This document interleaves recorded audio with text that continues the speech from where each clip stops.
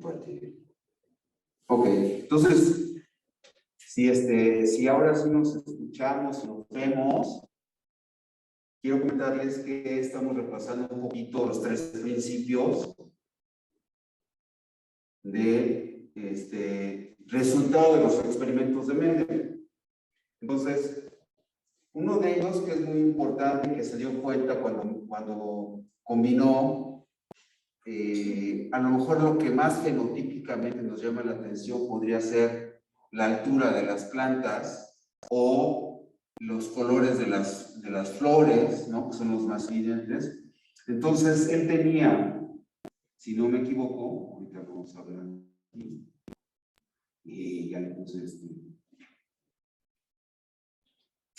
voy a quitar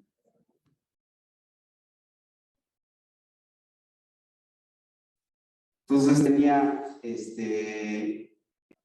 plantas de color púrpura y plantas de color blanco.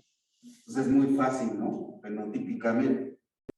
Entonces mezcló moradas, púrpuras con blancas, que es el ejemplo, eso se llaman líneas puras. Eso quiere decir que uno de los colores, supongamos que el blanco es el recesivo y solamente se da con la condición de 2 minúsculas, ¿no? En este caso vamos a poner W minúscula y W minúscula. No me sale el mouse. Y aquí tendríamos la W mayúscula y la W mayúscula. Esa fue la ventaja que él tuvo, porque a lo mejor podría haber tenido aquí un heterocigoto, un W mayúscula, un W minúscula. Y entonces las combinaciones no habrían salido como él lo hizo, porque los experimentos de él resultó en que todos los descendientes de la primera generación de anarquista, ¿sí?, tienen una planta de color lila y un color blanco. Claro, si hay autofertilización, pues todos los descendientes son mismos, ¿no? Entonces tendrías todos del mismo color, inclusive, porque los alelos son W minúscula y W minúscula. Pero en el momento que cruzas con toda la descendencia fue de este color, ¿sí? ¿Qué es lo que dice? Que hay un carácter que es dominante sobre el otro. En este caso, el color rosa, digamos, es dominante sobre el color blanco. Principio de dominancia. Claro, él no sabía, ¿no? O sea, dice, o es uno el que domina. ¿Qué pasa con No lo sabemos hasta la siguiente generación, porque entonces lo que hizo fue cruzar estos, que eran de la primera generación y que tienen esta condición. Vean, la condición es todos heterocigotos, se cruzan entre sí y entonces yo tengo estas posibilidades. Pues sí.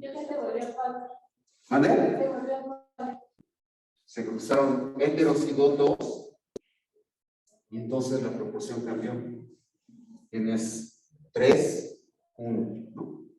Entonces, es porque independientemente si es homocigoto o heterocigoto, el color se manifiesta como dominante. Mientras que tiene que ser recesivo. 2 W minúsculas. Este es el principio de dominancia. ¿Ok?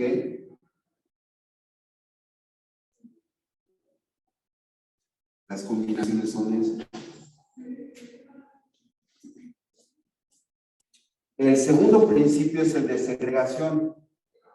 Esto es muy importante porque entonces de ahí surge la idea de que somos diploides y que en el proceso de reproducción, en el proceso de meiosis, hay una reducción en el número cromosómico. Claro, esto funciona con, primero, eucariontes, ¿no? O sea, son aquellos que tienen núcleo. ¿Sí? y entonces se reproduce de manera sexual, porque hay una recombinación. Ese principio no lo pudo deducir Mendel. Él trabajaba con, digamos, patrones, los resultados. No se metió necesariamente en el proceso, sino en el patrón. Entonces el patrón es el fenotipo, ¿ok? Y entonces lo que vería es dominancia, y luego dedujo que había la segregación de las características, ¿sí? Entonces tenemos un 2N, que está aquí, que está arriba, ¿no? Este es el 2N, y luego tenemos los gametos con N, o sea, la mitad del número inicial. Se segregan, se van uno a un gameto y a otro a otro gameto. Eso es el principio de segregación. Y el último, que también es interesante, es que sus plantas y los caracteres que él analizó se encontraban en genes independientes, ¿no? O sea, la presencia de un carácter no tenía efecto sobre el otro carácter. Entonces, ese es el principio de independencia. Y eso nos dimos cuenta después, porque generalmente estos genes se encuentran en cromosomas independientes. Cuando se encuentran los genes en el mismo cromosoma, no necesariamente se presenta el principio de independencia. Ahorita lo vamos a ver, ¿no? Pero entonces esos fueron los tres: dominancia, segregación, dominancia, segregación e independencia. ¿Ok? Y están ahí se ven más o menos. ¿Ok? ¿Qué otra cosa se les ocurre que Mendel podría haber visualizado o hipotetizado? A lo mejor Mendel nada más se sentó y vio estos tres, pero ¿qué otra cosa se les ocurre? ¿Hay otra posibilidad o eran las únicas tres? También ahí en casa, díganme si creen que hay alguna otra posibilidad con los datos que Mendel generó.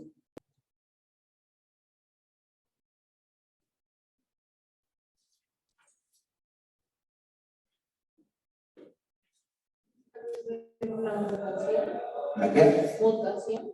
¿Mutación? Porque estamos hablando de que, bueno, en el ejemplo de las flores o de los guisantes, que la combinación fue de manera exitosa. Sí. Y se tuvo una combinación, pues bien, pero ¿qué hubiera pasado si los genes hubieran combinado de una manera errónea? Entonces, eso no lo vemos en los principios. Sí, pero eso no lo puedes ver aquí, porque la mutación o una recombinación en otro sentido, o inclusive de lo que vamos a hablar ahorita, que son estas desviaciones de la ley, en sus experimentos no apareció. Si hubiéramos tenido, por ejemplo, si él tuviera en los experimentos, por ejemplo, dos lilas, una amarilla y una blanca, ay, no hubiera podido deducir muchas cosas. Porque para empezar tendríamos o tres alelos involucrados. Acuérdense que aquí una de las ventajas del experimento de Mendel fue precisamente que tenía para ese carácter dos alelos, ¿sí? O eran rosas o eran blancas, pero no tenías intermedios, ¿no? O no tenías un tercer color.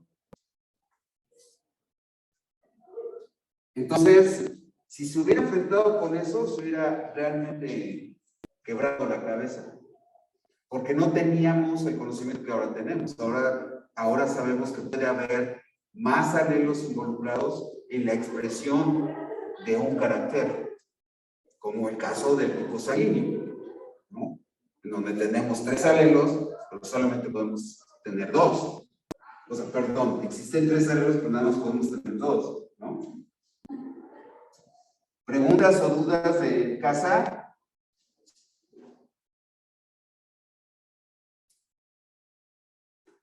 Por ejemplo, es la situación del híbrido, es decir, que tiene dos genes, ¿no?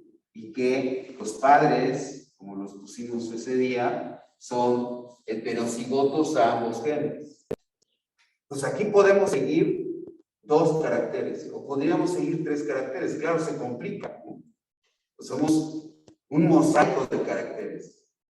Y muchos de ellos no se comportan como se comportaban las plantitas de Mendel. ¿Sí? ¿Quedó más o menos claro? Sí. ¿Sí? ¿Preguntas? Ok, gracias, Abigail. Gracias, Sandra. Ok. Entonces, ¿cuál es? Ya en la naturaleza, lo que se ha visto es que algunos de los fenómenos se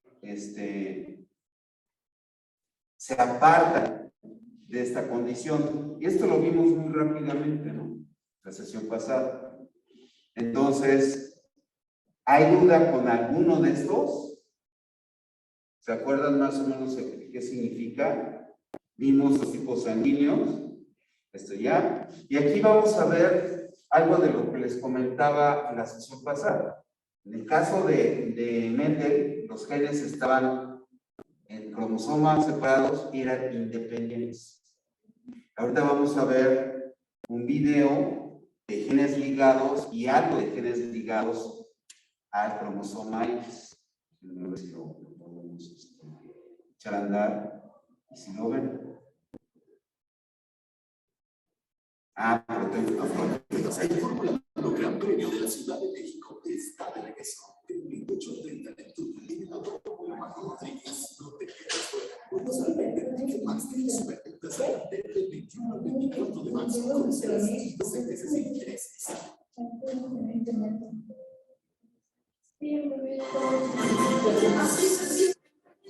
Así se siente México. No, pero nosotros somos felices. A ver si tenemos uno. Hola, bienvenido a profesor.com.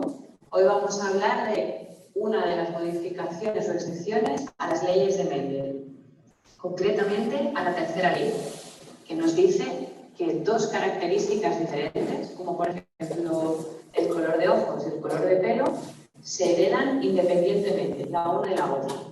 Es decir, que el patrón de herencia del color de los ojos no afecta al patrón de herencia del color del pelo. El ejemplo que yo voy a usar hoy va a ser con los guisantes de Mendel.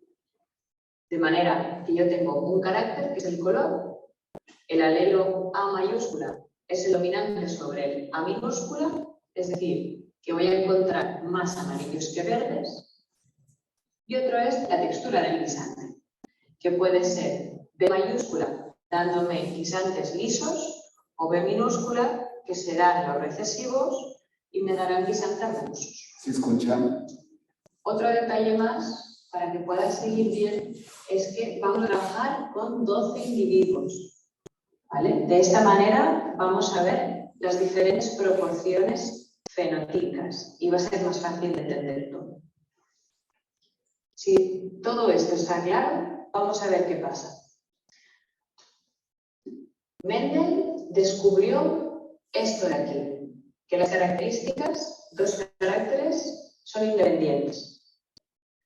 Entonces, yo me puedo encontrar un guisante, en este caso, el padre guisante que sea amarillo y liso, y la madre guisante que sea verde y rugoso.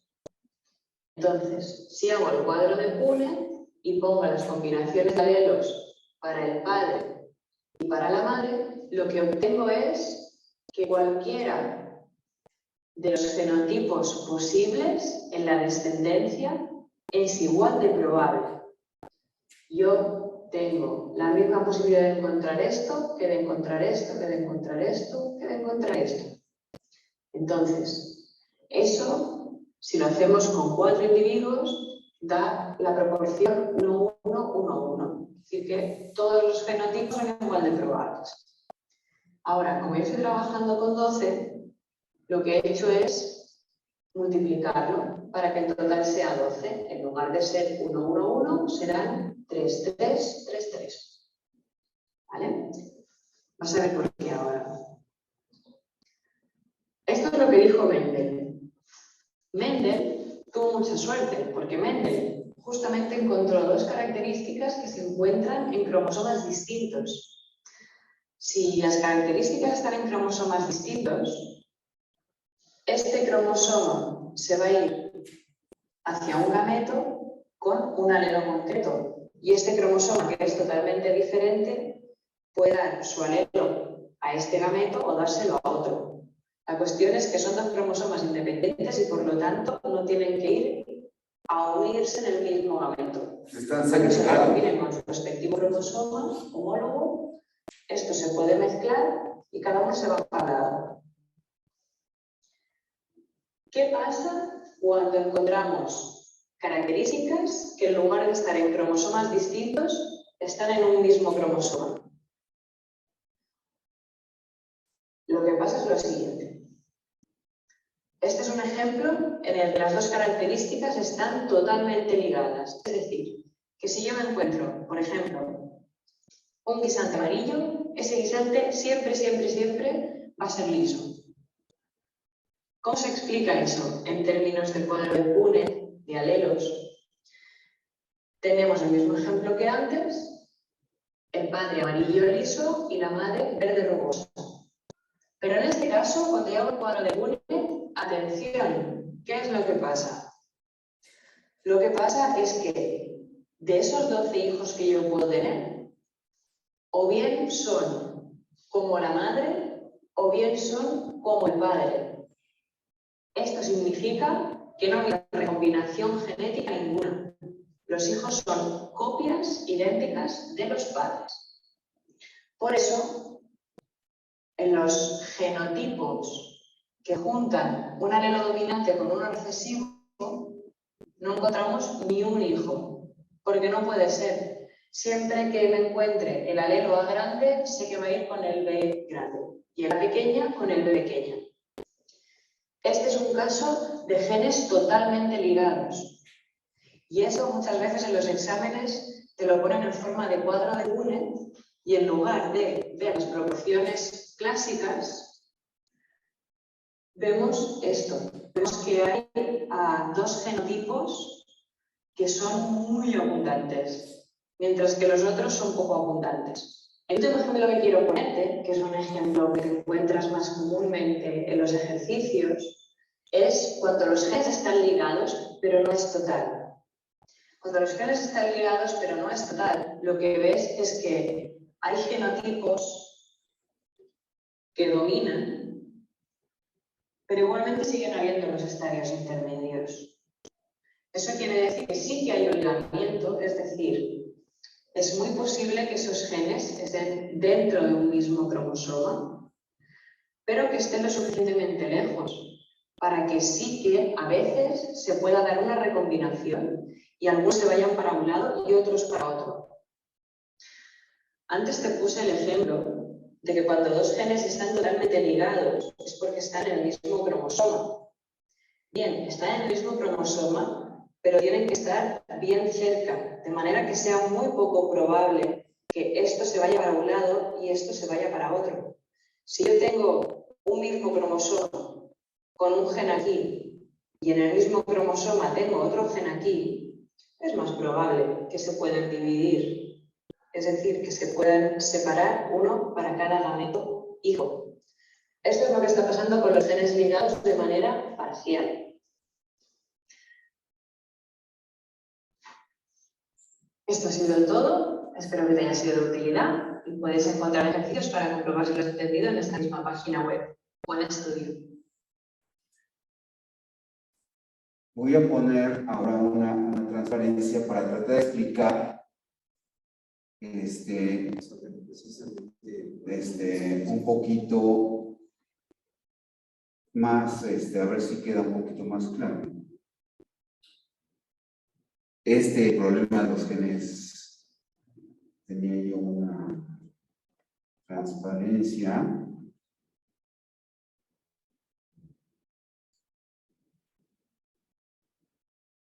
Bueno, ahorita la buscamos. Pero vean, este es el caso de los genes ligados completamente. El problema es que cuando tenemos la recombinación. La recombinación generalmente nos vamos a la recombinación cuando se junta un gameto masculino con un femenino, y a eso le llamamos recombinación, que es lo más común. Pero si se acuerdan, en el proceso de división celular, también hay la posibilidad de una recombinación en el momento de la duplicación de los cromosomas. Ahorita voy a buscar la transparencia.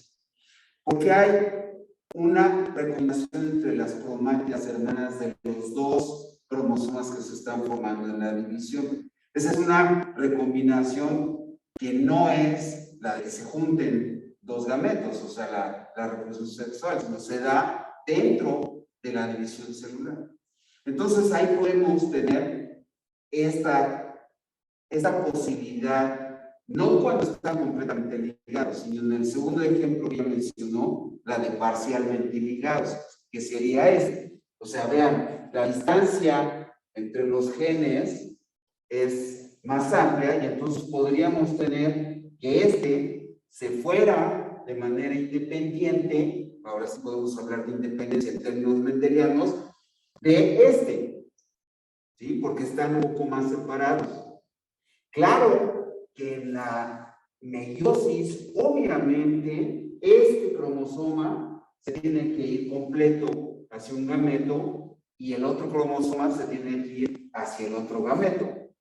Pero cuando hay este intercambio de recombinación a nivel de cromátidas, hay la posibilidad de que este se vaya hacia acá y este hacia acá.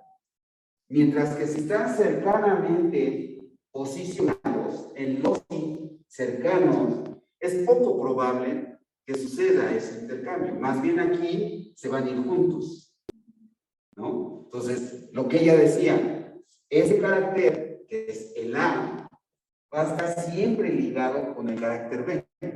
O sea, es verde y es rugoso. Mientras que en el mendeliano, acuérdense, o era verde, o era amarillo, o era rugoso, o era liso, independientemente del color o la textura. Aquí no, aquí están ligados.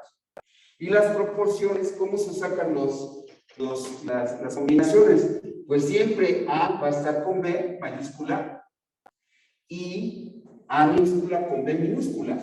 Vean, es el cromosoma con los dominantes y el cromosoma con los recesivos. ¿Sí? Entonces, la posibilidad, como están ligados, siempre A mayúscula y A con B mayúscula y A minúscula con B minúscula.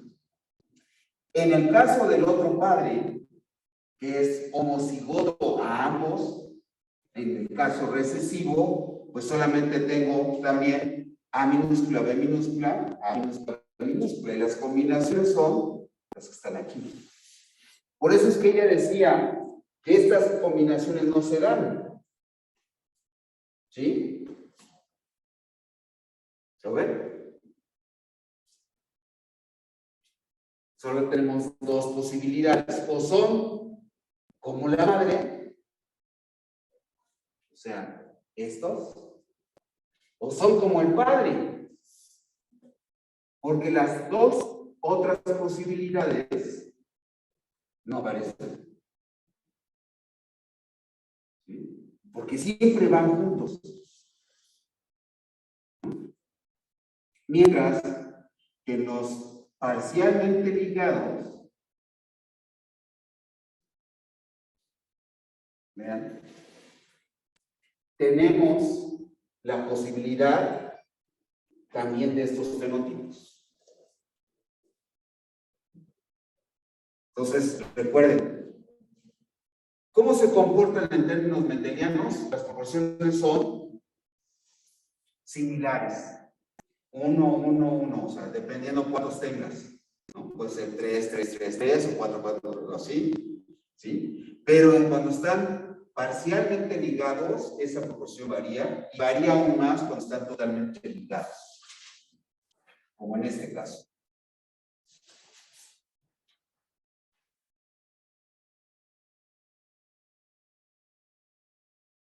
¿Ok? ¿Sí?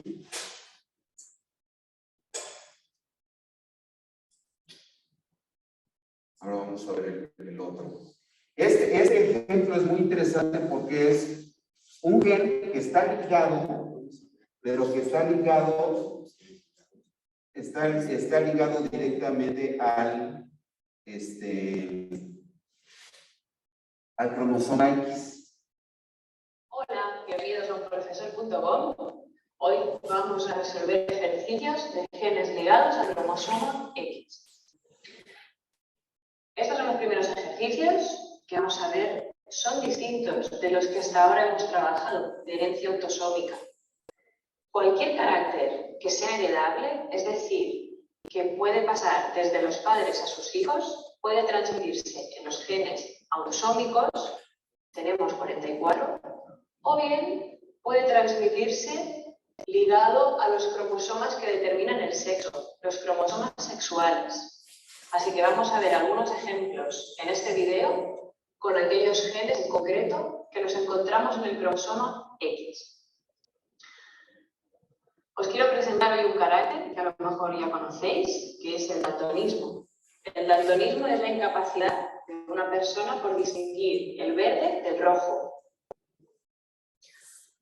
Entonces, el fenotipo, es decir, lo que yo veo o las características que yo puedo presentar como individuo, son no ser daltónico o sí ser daltónico.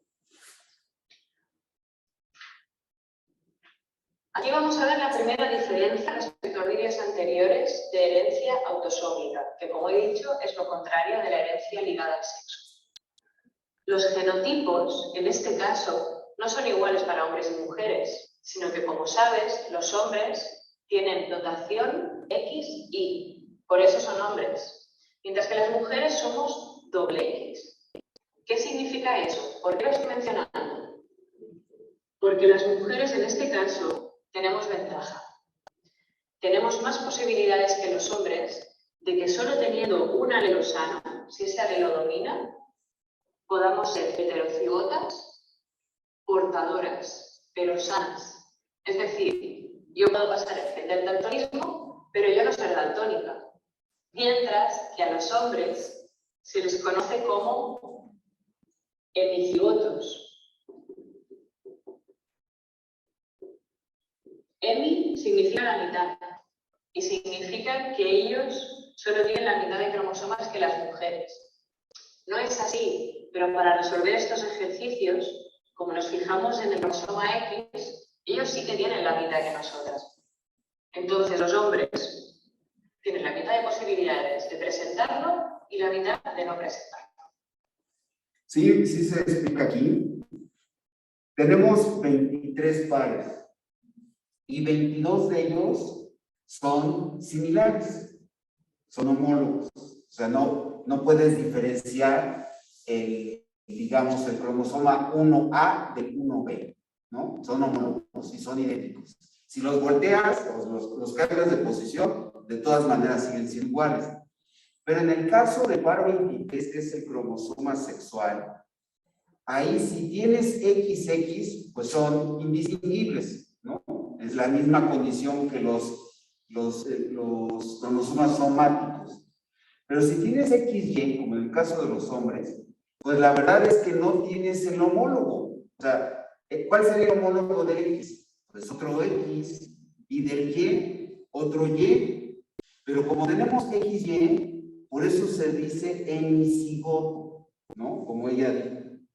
Porque tienes la mitad. Pues sí, tengo un X y un Y, no tengo dos Ys o dos X, por eso se llama hemicigoto, pero realmente seguimos teniendo dos cromosomas diferentes, ¿no? Que son los sexuales, X y Y, ¿sí? Por eso se le llaman de esa manera.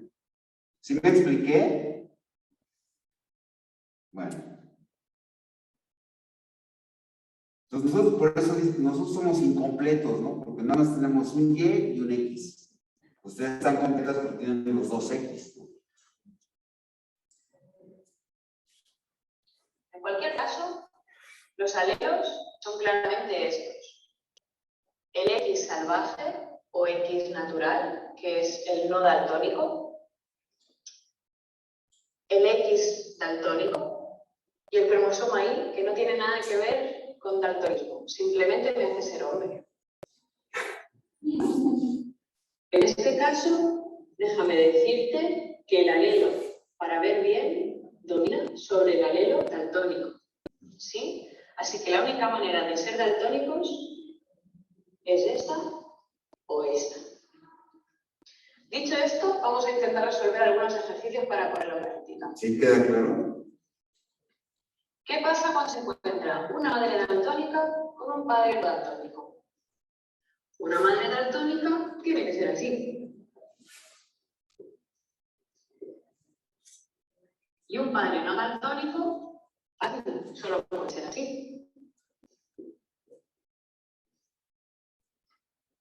Entonces, si yo hago un cuadro de Punnett, del padre puedo obtener esto. ¿Sí? Y de la madre, aunque tiene dos alelos, como son el mismo, puedo simplificar y solo usar uno de ellos. Si pongo los dos, encontraré el resultado por duplicado, pero puedo simplificar perfectamente.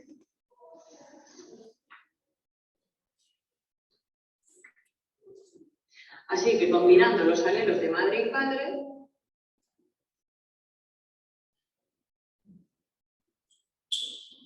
lo que obtengo es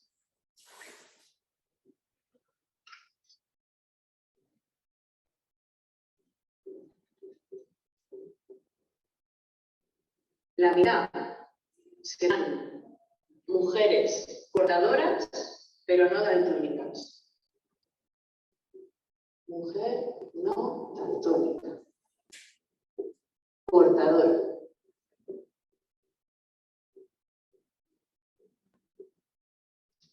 Y los hombres pillan. Los hombres, cada vez que os encontréis con ejercicios ligados al X, los hombres van a pillar. El 100% de los chicos serán daltónicos.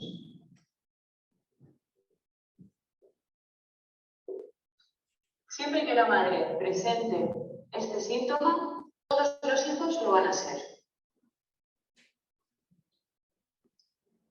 Ahora, en caso contrario, ¿qué pasa cuando la madre no es daltónica, pero el padre sí lo es? Madre no daltónica.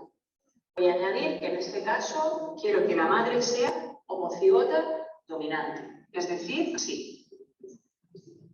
Esto es algo que lo quiero hacer yo, lo he elegido para este ejercicio, pero tú te puedes encontrar con otros casos que quieras resolver en los que te digan que la madre no es daltónica, pero es heterocigota. Se resuelve de la misma manera. El padre sí que es daltónico. Así que este es el cruce del que estoy hablando.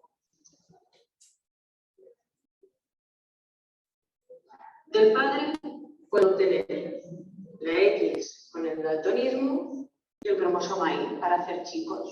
Y de la madre, cualquiera de los dos me va a dar para este. O sea, para el alelo del no daltonismo.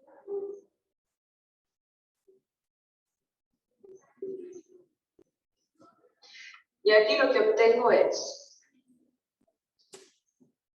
Si no quiero hacer un video de humor, puedo hacer uno muy lindo de una caricatura de mí. ¿Qué? De nuevo, el 100% de hijas no daltónicas, pero portadoras.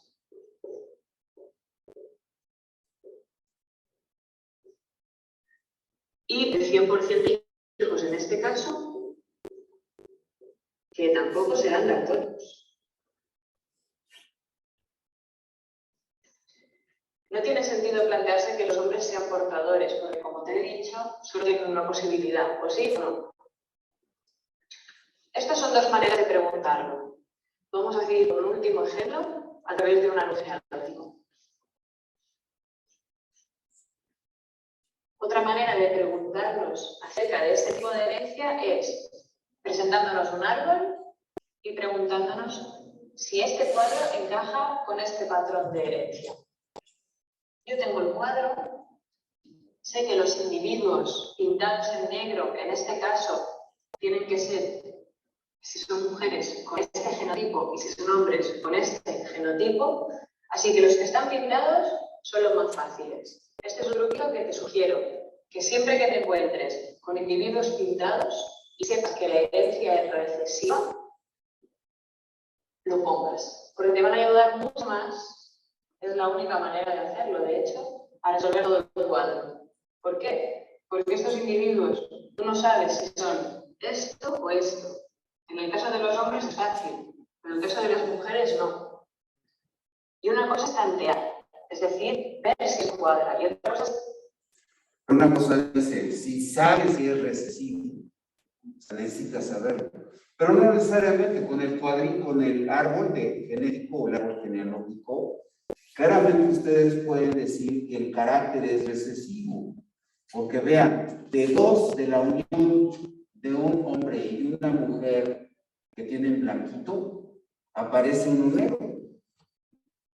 ¿Sí? O sea, aquí no estamos hablando de dominancia, porque tendría que ser alguno de ellos negro. ¿Sí? O sea, si vamos arriba en la generación de los padres, donde está el padre es negrito y la mujer, la hembra está vacía, o sea, está en blanco, la descendencia son 2 y 2, 2 hombres y 2 mujeres. 2 sin el carácter y 2 con el carácter. ¿Sí? Entonces, no son líneas puras, para empezar, porque si no todos serían dominantes, todos negritos, ¿no? Eso sería la primera deducción que podemos dar. Y la segunda es que hay un carácter que es claramente dominante, ¿no? Y hay uno que puede ser recesivo. ¿Cómo compruebo que es recesivo? Pues porque tengo de la unión de 2 que no lo tienen, uno que sí lo tiene, ¿no? Entonces no necesariamente tendrías que saber, porque te dijeran que es recesivo. Tú lo puedes deducir por el comportamiento del fenotipo. Eso es como les platicaba yo, es como surge este concepto del fenotipo y cómo a través del fenotipo nos preguntamos, ¿no? Ah, ¿por qué si los dos son? O, ¿por qué un nieto puede ser B o puede ser A? ¿No?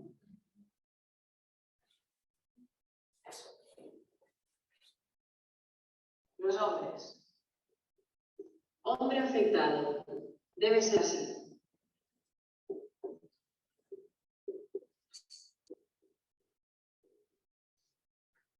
Ahora, mujer afectada. Debe ser así. Entonces, ahora empieza la pregunta.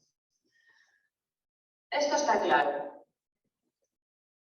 Ahora, si yo quiero que este individuo sea daltónico, del padre, lo que he heredado es la I, porque por eso es un cuadrado, o sea, por eso es hombre. Así que este individuo me chiva que la madre, aunque presenta fenotipo sano, por lo menos tiene que ser portadora, porque si no, él jamás de la vida presentaría la enfermedad. Así que de la madre también puedo asegurar que ella no es daltónica, con lo cual un alelo dominante tiene, pero tiene que ser portadora para que el hijo lo manifieste. Y esta es una norma.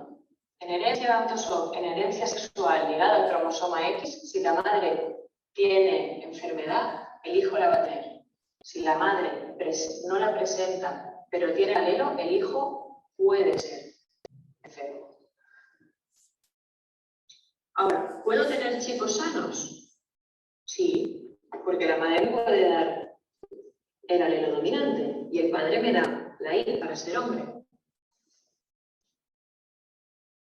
Entonces, solo me queda ver si esta chica puede ser sana. Vamos a ver, yo puedo dar una X sana de la madre y una X para el daltonismo del padre. Sí, heterocigota, pero sana. Y ahora, la pareja de esta persona sería un hombre y sano. Me falta que su hijo sea así. Esta X viene de aquí. Y esta Y tiene que venir del padre. Así que sí. La conclusión es que este árbol encaja con el patrón de herencia ligado al cromosoma X. Gracias por ver este vídeo. Si quieres resolver algún ejercicio para...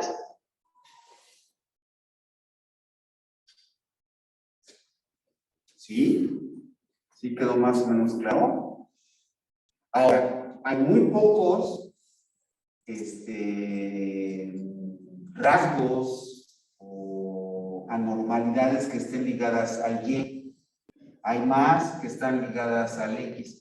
Obviamente porque el Y es un cromosoma pequeño comparado con el X, por tanto, tiene un menor número de genes, ¿no? Hay algunos que se cree que, por ejemplo, la galicie podría estar ligado al gen Y, al gen Y, o los pelitos que le salen a uno en las orejas. Pues seguramente han visto gente grande, hombre, con pelos en las orejas, pero no mujeres. Las mujeres no desarrollan pelitos en las orejas. Entonces es algo relacionado con el Y, ¿no? Entonces se han hecho algunos estudios, no muchos, pero de los genes ligados al sexo, ¿no? ¿Preguntas hasta acá? ¿No? ¿Vamos bien? Bueno, pues voy a regresar a la presentación. Si es esta. Que no lo quiero.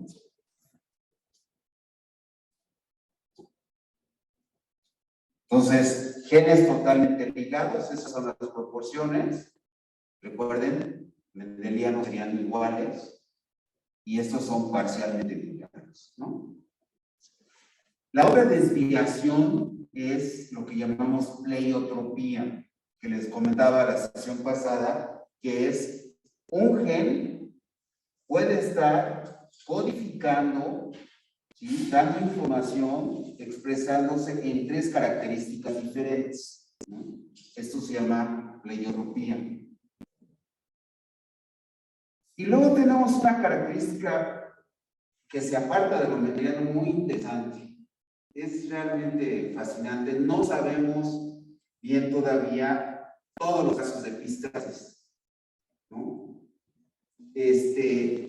La epistasis parecería una dominancia, y entonces por eso puse este cuadrito para que veamos las diferencias entre la dominancia derivada de los estudios de Mendel. Un alelo dominante impide la manifestación del recesivo, pero siempre en el mismo cromosoma, ¿sí? En el mismo par de cromosomas.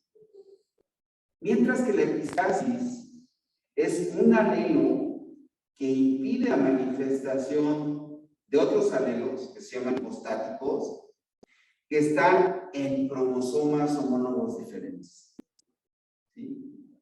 Esa es la principal diferencia. Vamos a ver un ejemplo. Voy a regresar hacia ese después de que la uses. Entonces, sabemos que el pelaje de algunos animales es multialélico. Pueden ser los gatos, pueden ser los perros. Esto lo han trabajado mucho los criadores de razas y los que manejan este tipo de mascotas.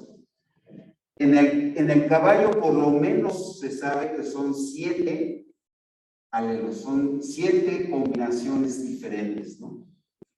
Aquí solo vamos a ver 3 para que es más fácil, si no sería más complicado.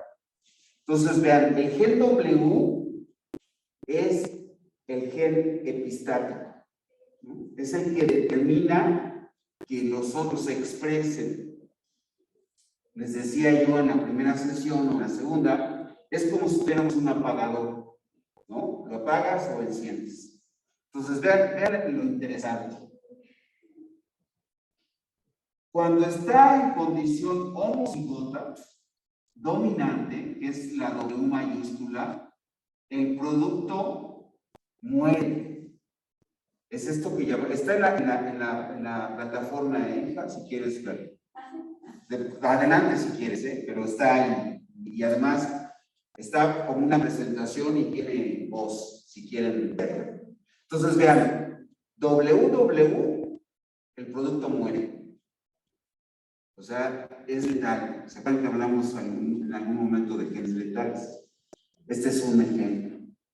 Si está en la condición heterocigota, o sea, W mayúscula, W minúscula, siempre el caballo va a ser albino. O sea, no se manifiesta en ningún color, ¿no? En uno muere y en otro no se manifiesta. Y solamente cuando está en la condición recesiva, permite que los otros se manifiesten. Lo voy a poner, me voy a saltar tantito y regreso. Vean. Entonces tenemos la primera opción, que es W mayúscula, no importa cómo se encuentren los otros alelos. Los otros 7 alelos no importan, ¿no? Se mueven. No hay epistasis, o sea, está apagado el switch, ¿no? Pero está apagado para la vida, o sea, no sobrevive, ¿no? El efecto, la muerte. Si lo tenemos heterocigoto, no importa también cómo sean los otros alelos, siempre va a ser albino, por lo tanto es dominante y se bloquean los pigmentos. O sea, permito que prendo el switch, pero como que a la mitad, ¿no? Ahí. Y solamente cuando está en condición homocigota recesiva, vean, aquí están las dos Ws pequeñas o Ws, entonces sí, ¿no? Ahora sí lo prendo completamente y empiezo a permitir que los otros se expresen. Esto es padrísimo en términos de investigación, de experimentación, ¿no? Vean, tengo el gen E, está en otro cromosoma, recuerden. Y no importa si la condición es homocigota o heterocigota, o sea, puedo tener 2 E mayúscula o una E mayúscula y una E minúscula, pero si tengo el gen A en condición recesiva, se expresa en negro. ¿Sí? Entonces, no importa si el E es heterocigoto u homocigoto, pero si lo tengo en condición la A recesivo, es negro. Bloquea el rojo. La siguiente condición, igual, está prendido el switch, eso quiere decir que tengo recesivo, W minúscula, pero tengo, en el caso del gen A, no es recesivo. El gen A es heterocigoto o homocigoto a la A mayúscula. Y entonces, el caballo es cafecito, beige, ¿no? No hay epistasis y se expresan el rojo y el negro, ¿no? O sea, se combinan. La última, como ejemplo, tengo W minúsculas, que es aprendido, el apagador. La E, a diferencia de arriba, vean, estaba la condición dominante en el E. Aquí está el recesivo de E. No importa los otros alelos como sean, siempre va a ser rojo. Y lo que hace este gen en su condición recesiva es bloquear el negro. No aparece el negro, aparecen otros colores, ¿no? El rojo, el blanco, los que se combinan, depende de los otros alelos, ¿ok? Pero este es un ejemplo clásico de epistasis, ¿no? El efecto conjunto de algunos pares difiere de la suma de sus efectos individuales. No importa cómo sean, pero cuando trabajan en conjunto, se expresan de manera diferente. Por eso no hemos llegado todavía a la definición de genética. Pero vean que lo importante de esta disciplina es información. O sea, cómo se expresa la información, ¿no? Una parte es dónde está, otra es cómo cambia o se modifica, otra es cómo se transmite, que eso es por herencia, ¿no? Digamos. Y la otra es cómo se manifiesta. La epistasis, que es interacción de alelos, de genes, con efectos en el fenotipo. Y se puede decir que la epistasis es la interacción entre diferentes genes al expresar un determinado carácter en el fenotipo con cuando la expresión de uno o más genes depende de otro, que es el apagador, ¿no? El apagador permite que los otros se expresen, o se expresen parcialmente, o no se expresen. ¿Sí? ¿Dudas, preguntas? ¿Sí? No está padre, ¿no? Porque además hay, por ejemplo, en los gatos es impresionante, los gatos tienen una diversidad, todos son diferentes.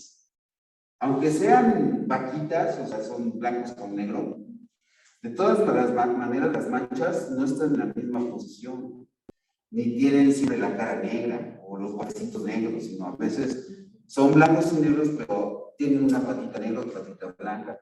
Es impresionante esta variabilidad, ¿no? O los otros que son, las que son cafecitos, cafecito con rojo, con blanco, con negro, que es como se llaman esas, no me acuerdo cómo se llaman, siempre son además hembras, siempre, ¿no? Entonces hay unas cosas como que están ligadas con el cromosoma sexual, pero además tienen que ver epistasis en términos de cómo se manifiestan los colores. Es todo un reto, ¿no? Todo un reto la genética.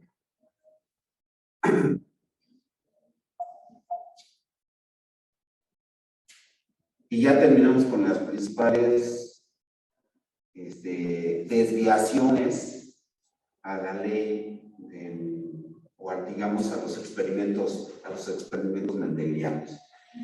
¿Dudas o preguntas? ¿No? De todas maneras les decía yo, el video está en la plataforma, lo pueden revisar, le pueden dar una vuelta y además completarlo con alguna lectura que tengan por ahí en algún libro de genética, o podemos buscar una lectura específica, ¿no? Por favor, vayan pensando en el tema, a ver si para el lunes ya podemos platicar y asignar algunos de los temas para presentación, ¿vale? ¿Sí? Acuérdense que puede ser individual o puede ser en grupo.